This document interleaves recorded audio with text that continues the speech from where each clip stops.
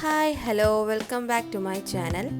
ഇന്ന് ഞാൻ വന്നിട്ടുള്ളത് എല്ലാവർക്കും ഈസി ആയി തന്നെ തയ്യാറാക്കാൻ പറ്റിയ ഒരു പായസത്തിൻ്റെ റെസിപ്പിയുമായിട്ടാണ്. ചെറുപയർ പരിപ്പ് പായസം. നമുക്ക് വീട്ടിൽ അവൈലബിൾ ആയിട്ടുള്ള ചേരുവകൾ മാത്രം ഉപയോഗിച്ച് വളരെ സിമ്പിളായി തന്നെ നമുക്കിത് തയ്യാറാക്കാം. അപ്പോൾ അതിന് വേണ്ട ചേരുവകൾ എന്തൊക്കെയെന്ന് നോക്കാം. 250 ml കപ്പിൽ 1 കപ്പ് ചെറുപയർ പരിപ്പ് ഞാൻ എടുത്തിട്ടുണ്ട്. പിന്നെ ഒരു തേങ്ങയുടെ 1/4 പാലും 2/2 പാലും എടുത്തു വെച്ചിട്ടുണ്ട്. പിന്നെ ഇതിലേക്ക് വേണ്ടത് 4 അച്ച് ശർക്കരയാണ്. ഇവിടെ വലിയ അച്ചാണ് ഞാൻ എടുത്തിട്ടുള്ളത്. 1/2 ടീസ്പൂൺ ഏലക്ക പൊടിച്ചത്, 1/2 ടീസ്പൂൺ ചുക്ക് പൊടിച്ചത്, 1/4 ടീസ്പൂൺ നല്ല ജീരകം പൊടിച്ചത്, പിന്നെ കുറച്ച് കാഷ്നട്ടും കിസ്മിസും. പിന്നെ ഇതിലേക്ക് വേണ്ടത് നെയ്യാണ്. അപ്പോൾ ഇത്രയും ചേരുവകൾ ഉപയോഗിച്ച് നമുക്ക് ഈസിയായി ഇങ്ങനെ പായസം ഉണ്ടാക്കാമെന്ന് നോക്കാം. ആദ്യം നമുക്ക് പരിപ്പൊന്ന് വേവിച്ചെടുക്കണം. അതിനുവേണ്ടി ഞാനിവിടെ ഒരു കുക്കറിലേക്ക് കുറച്ച് നെയ്യ് ഒഴിച്ച് കൊടുക്കുന്നുണ്ട്. എന്നിട്ട് അതിലേക്ക് കഴുകി വൃത്തിയാക്കി വെള്ളം വാർത്ത് വെച്ച ചെറുപയർ പരിപ്പ് ചേർത്ത് നന്നായി ഒന്ന് റോസ്റ്റ് ചെയ്തെടുക്കണം.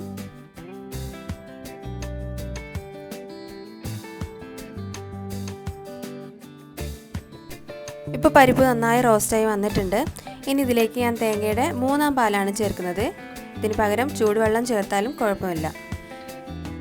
പരിപ്പ് വേവാൻ ആവശ്യത്തിനായിട്ടുള്ള വെള്ളം ചേർത്ത് കൊടുക്കണം. അതിൻ്റെ കൂടെ തന്നെ ഞാൻ കുറച്ച് ഉപ്പും കൂടെ ആഡ് ചെയ്ത് കൊടുക്കുന്നുണ്ട്. അതൊന്ന് നന്നായി ഇളക്കി കൊടുത്ത ശേഷം കുക്കർ അടച്ച് ഒരു 3-4 വിസിൽ വരുന്നത് വരെ ഒന്ന് വേവിച്ചെടുക്കണം. ഇപ്പോൾ പരിപ്പൊക്കെ നന്നായി വെന്തിട്ടുണ്ട്. ഇനി ഞാനിത് പായസം തയ്യാറാക്കാനായിട്ട് ഒരു പാത്രത്തിലേക്ക് മാറ്റി 2/2 പാൽ ഒഴിച്ച് ഒന്ന് ഇളക്കി കൊടുക്കുന്നുണ്ട്.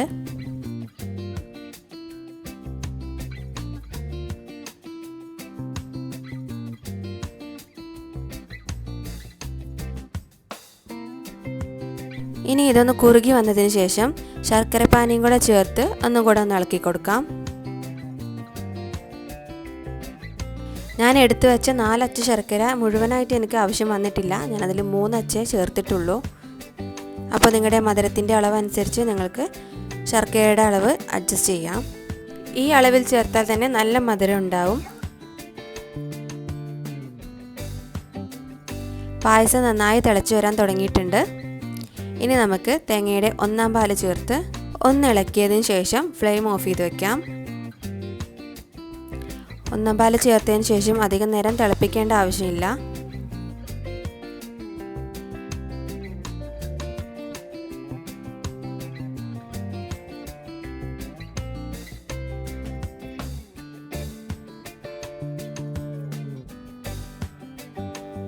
ഇപ്പോൾ നന്നായി തിളച്ച് വന്ന് തുടങ്ങിയിട്ടുണ്ട്. ഈ സമയത്ത് നമുക്ക് ഫ്ലെയിം ഓഫ് ചെയ്ത് ഇതിലേക്ക് ബാക്കി ചേർക്കാനായിട്ടുള്ള പൊടികളെല്ലാം ചേർത്ത് കൊടുക്കാം.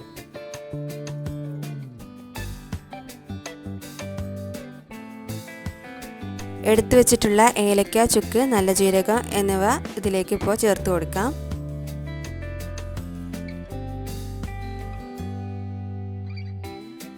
ഇനി അതൊന്ന് മിക്സാക്കി വെക്കാം. ഇനി ഒരു പാൻ എടുത്ത് അതിലേക്ക് 1 ടേബിൾ സ്പൂൺ നെയ്യ് ഒഴിച്ചു കൊടുക്കാം. എന്നിട്ട് നമ്മൾ എടുത്തു വെച്ചിട്ടുള്ള കാഷ്നട്ടും കിസ്മിസും ഒക്കെ ഒന്ന് റോസ്റ്റ് ചെയ്തെടുക്കണം.